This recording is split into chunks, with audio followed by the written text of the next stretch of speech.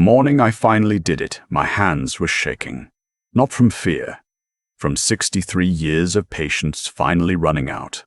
I sat at my kitchen table in Portland. The same table where my late wife Helen and I used to share Sunday breakfasts. And I stared at my phone. The text I'd typed and deleted a dozen times over the past week was sitting there, cursor blinking. This time I hit send. Then I poured myself a cup of coffee and waited for the world to come apart. But I'm getting ahead of myself. That's not where this story starts. My daughter Claire is 31 years old. She has a mother's eyes, that soft gray-green that changes color depending on the light, and her mother's stubbornness, which I say with nothing but love. After Helen passed 6 years ago from a stroke, it was just the two of us for a while. Claire would drive up from Sacramento every few months, and we'd sit on the porch and talk about nothing important for hours. Those were good years, even in the grief. Then she met Brandon. I want to be fair here, because fairness matters to me even when it's hard. Brandon wasn't a monster when they first started dating. He was charming the way certain men are charming, effortlessly, automatically, like breathing. He had a firm handshake, and remembered the names of people he'd only met once. And he laughed at my jokes, which I will admit goes a long way with me. They got married in the fall of 2019, small ceremony outside Napa. Claire wore a dress she'd found at a consignment shop and altered herself because she said she didn't want to spend money on something she'd only wear once. That should have told me everything I needed to know about the difference between them right there. Brandon showed up in a rented suit that cost more than the dress. At first, things seemed fine. They moved into a house in Sacramento, a nice place in a quiet neighborhood. Brandon had a job in commercial real estate sales, which sounds impressive, until you ask the right questions and realize the income was wildly inconsistent. Some months he'd make good commissions. Other months he'd make good commissions. Other months, Claire was working as a pediatric occupational therapist. Steady work. Good salary. The kind of job where you go home tired, but you go home knowing you did something real. About 2 years in, Brandon started pushing her to have kids right away. Claire wanted to wait. She'd told me that privately on one of our phone calls. "Dad, I'm not sure the timing is right," she said. "I keep telling him we need to save more first." I told her to trust her instincts. She got pregnant anyway. Whether the timing was her choice or she eventually came around, I don't know. What I do know is that by the time the twins, a boy and a girl, James and Sophie, were born in early 2022, Brandon had been out of work for 8 months. He said the market was slow. He said he had leads. He always had leads. Claire went back to work 10 weeks after giving birth because they needed the income. Brandon stayed home with the twins. I drove down from Portland twice that year to help. Both times I noticed things. The dishes piled in the sink. The laundry unfolded in baskets all over the bedroom. Brandon on his laptop in the living room while James cried from the nursery. Little things, maybe, but they added up in my mind the way little things always do. "He's networking," Claire told me once, catching my expression. I didn't say what I was thinking. In the spring of last year, Claire called me with news that made everything else stop. She'd found a lump. It had been there a few months, she thought, but she'd been so tired from work and the babies that she'd kept putting off going in. By the time she saw a doctor, there were 3 lymph nodes involved. Stage 2 breast cancer. I remember sitting down very slowly onto the couch when she told me. The room didn't spin exactly, but something inside me went very still and very quiet, the way it does when something important is about to break. "Okay," I said. "Okay, I'm coming down." "Dad, you don't have to." "I'm coming down on Friday. Don't argue with me." She didn't argue. When I arrived Friday afternoon, Claire looked exhausted in a way that went beyond normal tiredness. She'd already started chemo. Her hair was still there, but she was losing it in patches, and she'd taken to wearing a soft knit hat around the house that the twins had immediately decided was the funniest thing they'd ever seen. They kept trying to pull it off. She let them. She still laughed at that. Brandon was there when I arrived. He gave me a hug that lasted exactly as long as it needed to, and not a second longer. He said all the right things. We're going to get through this. She's a fighter. So glad you're here. And then his phone buzzed, and he stepped outside to take the call. He was outside for 20 minutes. I helped Claire get the twins down for their nap. She sat on the edge of James's little toddler bed and rubbed his back until he fell asleep.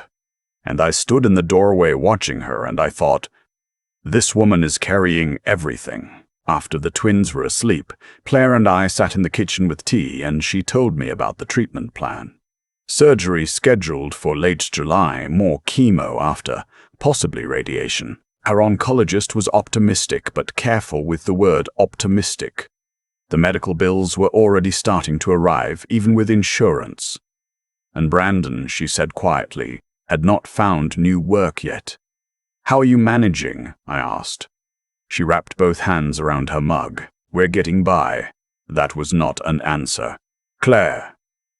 She looked up. We had to use the emergency fund, most of it.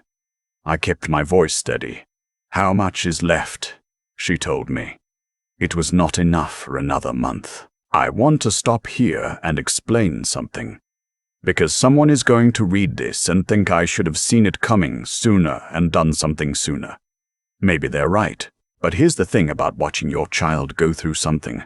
Your judgment gets clouded by love and by hope and by the very human desire to believe that the people your child chose are going to rise to the occasion.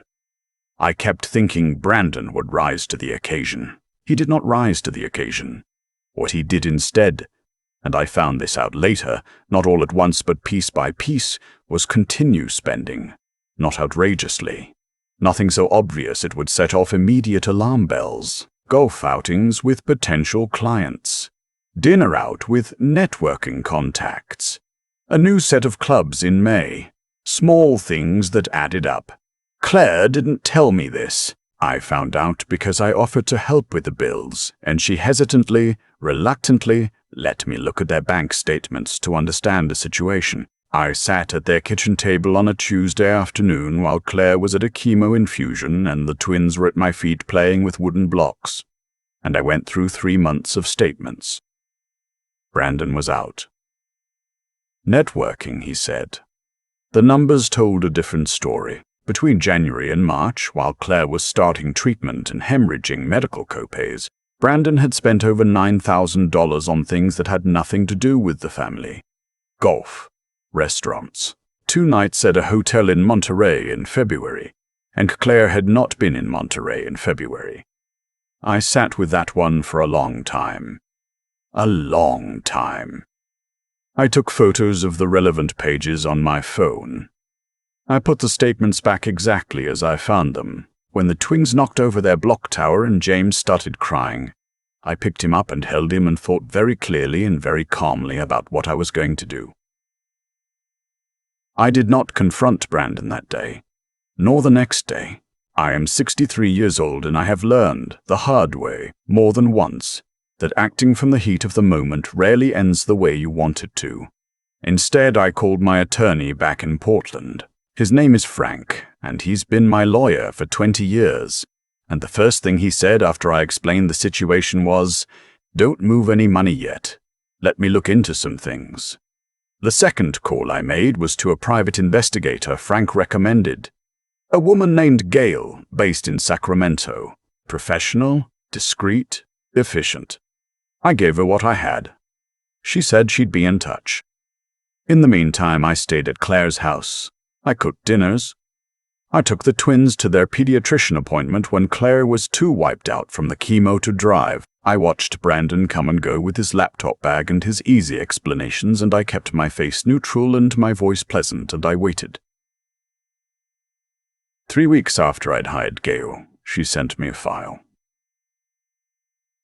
I opened it sitting in my rental car in the driveway after dark while Claire and the twins slept inside. The hotel in Monterey had not been a solo trip. Brandon had been there with a woman, a colleague he might have claimed, except that hotel records don't lie and neither do the photographs Gail had sourced through legal means. I won't detail here. There were also records of cash withdrawals over the past year that didn't appear on the joint account statements I'd seen. A separate account I hadn't known about. Nearly $18,000 siphoned out over 14 months. I sat in that car for a very long time. When I went inside, Brandon was up, standing in the kitchen getting a glass of water. He smiled at me with that automatic, easy smile. "Late night, Walter," he said. "Just getting some air," I said. I went to bed. I did not sleep. The following Monday, Claire had a follow-up appointment with her oncologist. I drove her. Brandon said he had a showing, the first one he'd mentioned in weeks. In the waiting room, while Claire was in with the doctor, I called Frank. "I'm ready," I said. "I'll file the paperwork today," he said. "Gail's documentation should hold up. You understand this process, Walter. You can protect Claire's financial interests through the divorce proceedings, but you have no direct legal claim against Brandon yourself." "I know," I said. "I'm not trying to go after him. I just want him to have nothing to negotiate with." Frank understood exactly what I meant. That same afternoon, this is the part that still months later gives me a complicated feeling I don't have a clean word for. I found out where Brandon actually was. It wasn't a showing. Gail had eyes on him as we'd arranged. He was in Sausalito, on a boat, a rented yacht to be specific, 60-footer, chartered out of a marina there. He was with 4 other people. Drinks on the deck. The photos you sent me were crisp and clear in the afternoon light. My daughter was 40 minutes away, sitting in an oncologist's office, discussing whether her cancer had spread to additional lymph nodes. Her husband was on a rented yacht, drinking something with a lime in it. I put my phone face down on my knee and I breathed very slowly for a moment. Then I picked it back up and texted Frank, "Move forward with everything." Today, here is what everything meant, because Claire and Brandon had a joint account that I'd been contributing to for the past 2 months to help with medical bills, contributions I'd been careful to document with Frank's guidance. I had certain rights regarding those funds. More importantly, the financial protection plan Frank had helped me construct meant that any future contributions I made to Claire's care would be routed through a separate account in her name alone, which I had quietly helped her open 2 weeks prior. Claire knew about this account. Brandon did not. Additionally, Frank had prepared documentation of the financial misconduct, the hidden account, the unauthorized withdrawals, which would be submitted to Claire's divorce attorney the moment she retained one, which I had also gently been preparing her for. I hadn't told Claire everything I knew. I'd told her enough. I'd sat with her one evening after the twins were in bed and I'd said, "I need to show you some things," and I'd shown her the bank statements and the records of the separate account. Not the Monterey photographs. Not yet. She wasn't strong enough for that yet, and I knew my daughter well enough to know what she could carry and when. She'd sat very quietly for a while after I showed her. Then she said, "How long have you known?" "A few weeks," I said. She nodded slowly. "Is there more?" I looked at her. She looked at me. "Yes," I said. She closed her eyes. When she opened them again, they were wet, but her jaw was set. "Okay," she said. "What do I need to do?" "That's my daughter." Brandon came home from Sausalito that evening around 7:30, carrying takeout containers and wearing that smile. He stopped when he walked into the kitchen and found Claire and me both sitting at the table. I don't know what he read on our faces, but something made his smile go slightly uncertain. "What's going on?" he said.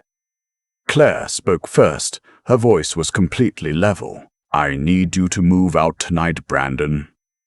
I've already spoken to an attorney and the paperwork is being filed.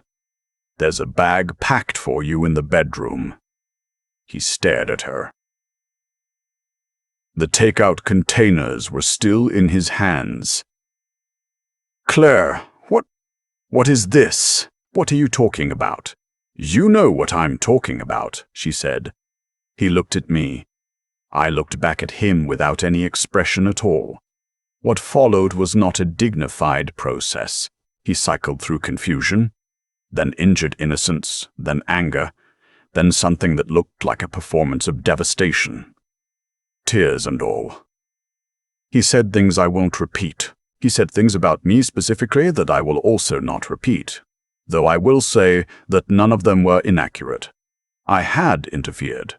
I had hired an investigator. I had helped my daughter quietly prepare to end her marriage, and I would do it again without hesitation. At some point during this, my phone buzzed on the table. Frank had confirmed the financial documentation had been filed with the court. The joint account was frozen, pending the divorce proceedings, at which point Claire's separate account, the one in her name alone, would be the only accessible family funds. Whatever Brandon had expected to negotiate away with in a divorce settlement, he was not going to find it waiting for him. He looked at his own phone, and I watched the color change in his face. I said, "The takeout's going to get cold." He left an hour later. He took his bag and his laptop, and he stood in the doorway for a moment like he was going to say something else, looking at Claire. She didn't look away from him. She didn't say anything. She just looked at him with those gray-green eyes until he left. The door closed. The twins were asleep down the hall.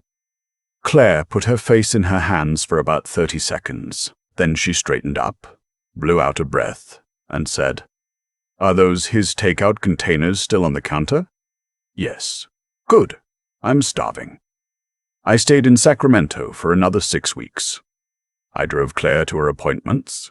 I took James and Sophie to the park so she could rest in the afternoons. I taught James to say "Grandpa" clearly instead of the approximation he'd been using, which honestly sounded more like "Grandpa," and which I secretly didn't mind. The divorce moved faster than these things sometimes do, partly because Brandon had very little leverage and partly because Claire's attorney was exceptionally good at her job. The documented financial misconduct, the hidden account, the systematic withdrawals over 14 months, changed the complexion of the proceedings considerably. What Brandon might have hoped would be an even split of marital assets became something considerably less favorable to him, as it should have been. He tried to call me once about 3 weeks in. I answered, "Because I believe in finishing things." He said he wanted to explain. I said, "I don't need an explanation, Brandon. I need you to sign the papers and let my daughter move on with her life." There was a long silence. "She wouldn't have found out if you hadn't." "No," I said. "I'm not doing this with you." I ended the call. He signed the papers 5 weeks later. Claire's most recent scan came back with results that made her oncologist use the word "encouraging" twice in the same sentence. She starts a new phase of treatment next month that is, as her doctor explained, more targeted and less brutal than what she's been through. She started a small garden in the backyard. Tomatoes, basil, a rose bush she bought at a nursery with Sophie strapped to her chest in a carrier. She sent me a photo of the first tomato. It was about the size of a golf ball, slightly lopsided, and she was holding it up with an expression on her face like she'd done something remarkable. She had done something remarkable. She does it every day. James calls me every Sunday now when Claire puts him on the phone. He mostly breathes into the receiver and occasionally says "grumper," which I've given up correcting because some things are better left as they are. I'm back in Portland. My kitchen table is the same as it always was. Same coffee cup, same view of the backyard where Helen's hydrangeas still come up every spring, even though she's been gone 6 years, because some things persist regardless. Some mornings I think about the moment I sat in that rental car in Claire's driveway and opened Gail's file in the dark. The weight of what I read. The very specific quality of that silence. And then I think about Claire holding up that lopsided tomato and the look on her face, and I think every single choice I made was worth it. Everyone. If you're a parent reading this, you already know what I'm talking about. You don't stop protecting them just because they're grown. You don't stop showing up just because they told you they were fine. Fine is not the same as okay. And okay, real okay, is worth fighting for. I've been thinking a lot lately about cause and effect, not in any grand philosophical way. Just the plain, quiet truth that what you choose to do or not do has a way of catching up with you. Every time, without exception. It just doesn't always happen on your schedule. Brandon made his choices over the course of 14 months. Small ones at first. A golf outing here, a dinner there, a hotel stay he thought no one would ever trace back. He counted on no one would ever trace back. He counted on no one looking closely. He counted on Claire being too sick and too tired to check. He counted on me being far away in Portland, too old or too polite to interfere. Every single one of those calculations was wrong. That's not luck. That's not the universe punishing a bad person in some mystical sense. It's just that dishonesty requires maintenance. You have to keep lying. You have to keep tracking what you said to who. You have to keep performing the role of someone you're not. Devoted husband, responsible father, man of his word. And that performance has cracks in it. The cracks were always there. I just had to look. The thing about integrity is that it's not dramatic. It doesn't announce itself. Claire never stood up on a table and declared herself a good person. She just went back to work 10 weeks after giving birth because her family needed her to. She drove herself to chemo and then came home and got on the floor and played blocks with her kids. She sat at that kitchen table and looked at the bank statements I showed her with clear eyes and a set drawer. And she said, "Okay, what do I need to do?" That's not a speech. That's just character, showing up quietly in the hard moments. And Walter, I'll speak about myself in third person just this once. Walter spent a lot of years after Helen died wondering if he still had a purpose. You feel that when you're older and your kids are grown and the house is quiet. You wonder if the useful part of your life is behind you. What I found out is that being a father doesn't have an expiration date. Protecting your child doesn't stop when they turn 18 or 31 or 50. It just changes shape. I'm not saying go hire a private investigator the moment something feels off. What I'm saying is pay attention, show up, ask the questions that are uncomfortable to ask, and when the answer turns out to be worse than you feared, don't look away from it.